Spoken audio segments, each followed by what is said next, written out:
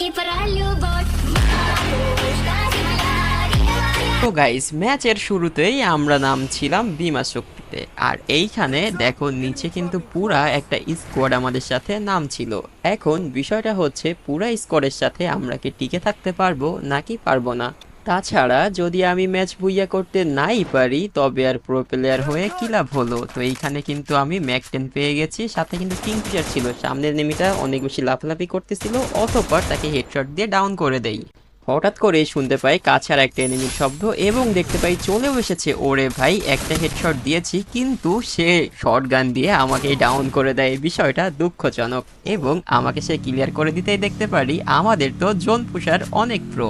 সে কিন্তু এইখানে চলে আসে আমাদের রিভাইভ করার জন্য, কিন্তু বাইরে এনিমির শব্দ শুনতে পাচ্ছিলাম। তো সেটা শুনতে পেয়ে আমি জোন পুষারকে বাঁচানোর জন্য এইখানে দেখো ল্যান্ড করে ফেলি তার কাছে। তাকে অলরেডি ডাউন করে দিয়েছে, কিন্তু দুর্ভাগ্যজনক বিষয় আমি নামার আগে তাকে পুরো এনিমি ক্লিয়ার করে দেয়।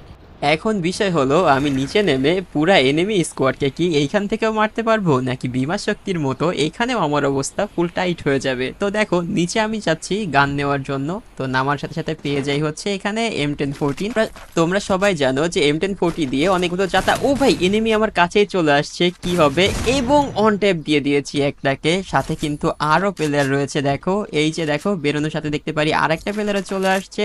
এটাকে মারতে পারবো কিনা দেখা যাক। আরে এরা তো রিভাইভ দিতে চলে গেছে। কত বেশি প্রো দেখো, গুলু ফেলে নিজের এনিমিকে মানে দেখেও কোনো ভয় পাচ্ছে না, রিভাইভ দিয়ে দিয়েছে। আমি কিন্তু এখানে আবারও ডাউন করে দিয়েছি এবং এবার দেখতে পাই ভাই এরা তো 2টা থেকে 3টায় পরিণত হয়ে গেছে ভাই, এবং ডাউন করতে না পেরে আমাকে আবার লাল বাতি জ্বালিয়ে দিয়েছে রে ভাই। আমাদের টিমমেট কিন্তু এখানে চলে আসছে রিভাইভ করে দেওয়ার জন্য। তো কোনো চিন্তা নাই, অনেক খতরনাক টিমমেট আছে আমার, তো বুঝতেই পারতাছো। এবং রিভাইভ যখন পেয়ে যাই এইবার কিন্তু আর কোনো ভুল করি না, পুরোপুরি টিমমেটের কাছে যেখানে হচ্ছে মিলে নেমে যাচ্ছি, কারণ বুঝতেই পারতেছো এবার একেবারে খতরনাক একটা গেম প্লে দিতে হবে, নাহলে সবাই তো আমাকে বটই মনে করবে। বাট সেটা কোনো চিন্তা নাই, কারণ আমি তো অনেক বেশি প্রো, তোমরা তো জানো ব্রো।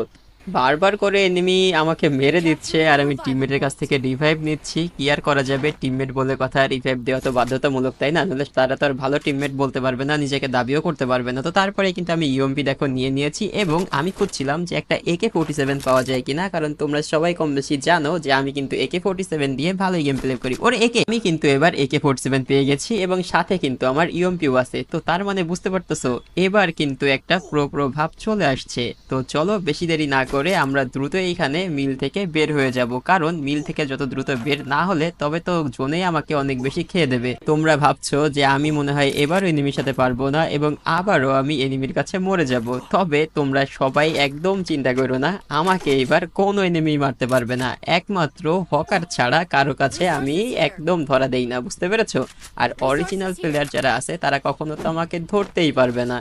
কোনো একটা সময় আমি অনেক বেশি প্রো ছিলাম, একে টপ 1-এ ছিলাম, সেই একেই রয়েছে এখন আমার কাছে। তার মানে তোমরা ভেবে দেখো যে আমার সামনে যদি কোনো এনিমি পড়ে তার অবস্থা আমি কি করে দিব।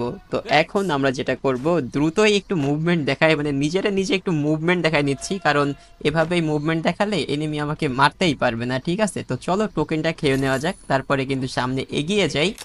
আরো কিছু এমন নিয়ে নেওয়ার পরে তারপরে এখানে দেখো এবার হচ্ছে আমরা ব্যবসা করব। ঠিক আছে, বুঝতেই পারতেছো যে আমার কাছে 900-র মতো কয়েন ছিল, আর এইখানে যেটা হয় ভাই আমি বারবার করে এইখানে খুলছিলাম আর ব্যবসা এত বেশি প্রফিট হয়। দেখো 2000 কয়েন দিয়ে দেয়, তারপরে আবার 2000 কয়েন দিয়ে দেয়, 4500 কয়েন হয়ে গেছে জাস্ট 900 কয়েন দিয়ে। ঠিক আছে, তো তোমরা চাইলেও কিন্তু এইখান থেকে তোমাদের অল্প স্বল্প কয়েন দিয়ে অনেক বেশি কয়েন বানিয়ে নিতে পারো।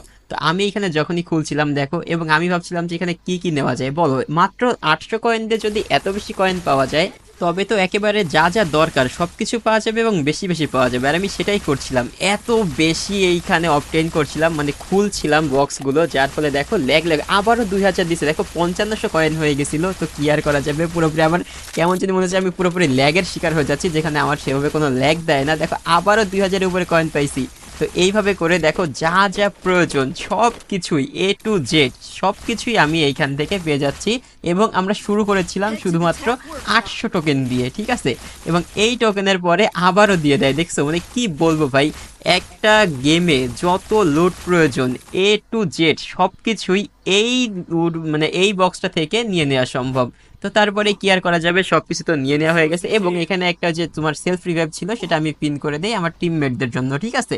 তো এখন যেটা করতে হবে আমাকে কিন্তু টিমমেটদের রেখে, হ্যাঁ মানে আমি যেহেতু অনেক বেশি প্রো, তো এখন আর টিমমেটদের কোনো ধার ধারার সুযোগ নেই।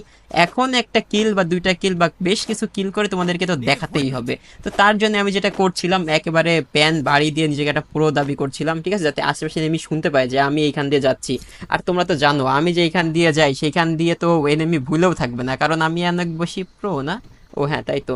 আচ্ছা, তো তারপরে যেটা হয় আমি সামনে দিকে যখনই এগিয়ে যাচ্ছিলাম আর এখনই কিন্তু কিছুক্ষণের মধ্যেই আমার সামনে চলে আসে কে জানো? আচ্ছা আমি এখন বলছি না, দেখো আদেশ গেমিং নামে কিন্তু একটা প্লেয়ার আমাদের সাথে পড়েছে, এখন সে অরিজিনাল নাকি ফেক সেটা জানি না। তবে এইখানে আমি যখন এগিয়ে যাই হঠাৎ করে এনিমি শব্দ শুনতে পাচ্ছিলাম, আশেপাশে কোনো এনিমি খুঁজে পাই না এবং দেখতে পাই ওই যে উপর থেকে একটা শট দিয়ে দেয় স্নাইপারের। ও ভাই আরেকটা শট দিয়েছে, কিন্তু একই আমার তো হেলথের অবস্থা টাইট করে দিয়েছে, পালাতে হবে এখান থেকে। স্নাইপার প্লেয়ার বলে কথা, গুলো হলে একবারে গুলির মতো মানে কি বলবো ভাই, তুলোধনা করে দিচ্ছে, এত বেশি গুলু ফাটাচ্ছে মনে হয় না বাঁচতে পারবো, দেখা যাক পালাতে পারি কিনা। এবং ভাই আবারও আমাকে এখানে হ্যাকারের শিকার হয়ে যায় ভাই, এটা কোনো কথা? তো চিন্তা নাই, আমার টিমমেট বেঁচে আছে এখনো, সে আবারও আমাকে এখানে রিভাইভ করে দেয়। এই নিয়ে পরপর 3বার রিভাইভ পেলাম আর এইবার কিন্তু সেই জ্বলে ওঠা রাউন্ড, বুঝতে পেরেছো? এই গেম প্লে কিন্তু আমরা ম্যাচের শুরুতে তোমাদেরকে দেখিয়েছিলাম, যেটা কিনা সে খতরনাক লেভেলের গেম প্লে। আর এইখানে আমি যখন নিচে নামতেছিলাম তখনই দেখতে পাই ওই যে নিচের দিকে দেখো একটা এনিমি কিন্তু দৌড়াদৌড়ি করছে, তার মানে এটাকে মারলেই সেই পুরো গেম প্লেটা তোমরা দেখতে পারবা। তারপরে আমি পুরা পুরা হেডশট দিয়ে ডাউন করে দেই। যখনই তার কাছে আমি চলে যাই তখনই আমি দেখতে পারি ভাই পিছন থেকে তো এনিমি দুইটা নেমে গেছে, আর একটাকেও ডাউন। এবং এইখানে যে একটা প্রো নায়িকা পড়েছে বুঝছো, সে কিন্তু অনেক বেশি প্রো গুলো ফেলে দিচ্ছে দেখো। আর যেটা হয় আমি কাছে চলে যাই রাশ করে দিতেই তাকে কোনোভাবে এইখানে ডাউন করে দেই, কিন্তু ডিমিত্রি ছেড়ে দেয় কি এগুলো কনফার্ম করতে হবে, আর ও নিচে নেমে যায়। দেখো অবস্থা, আমি এইখানে ওকে ক্লিয়ার করতে পারলাম না, ও নিচে চলে গেছে এবং রিভাইভও পেয়ে গেছে, এবং এটাকে তো আমার কিল নিতেই হবে তাই না? কিন্তু ও তো জানে না যে আমি অনেক বেশি বুদ্ধিমান একটা প্লেয়ার এবং ডাউন করে দিয়েছি, দেখছো? এবার আশেপাশে কোনো প্লেয়ার আছে কিনা চলো সেটা দেখে নেই, কারণ নিচে নামার আগে অবশ্যই যাচাই করে নেওয়া উচিত। আর হঠাৎ করে ভাই কিরে বিমা থেকে আরো প্লেয়ার চলে আসছে, বিষয়টা খুব দুঃখজনক, কি আর করা যাবে। তো চলো এখানে কিছু মেডকিট করে নিতে হবে, মেডকিট না করলে তো হবে না।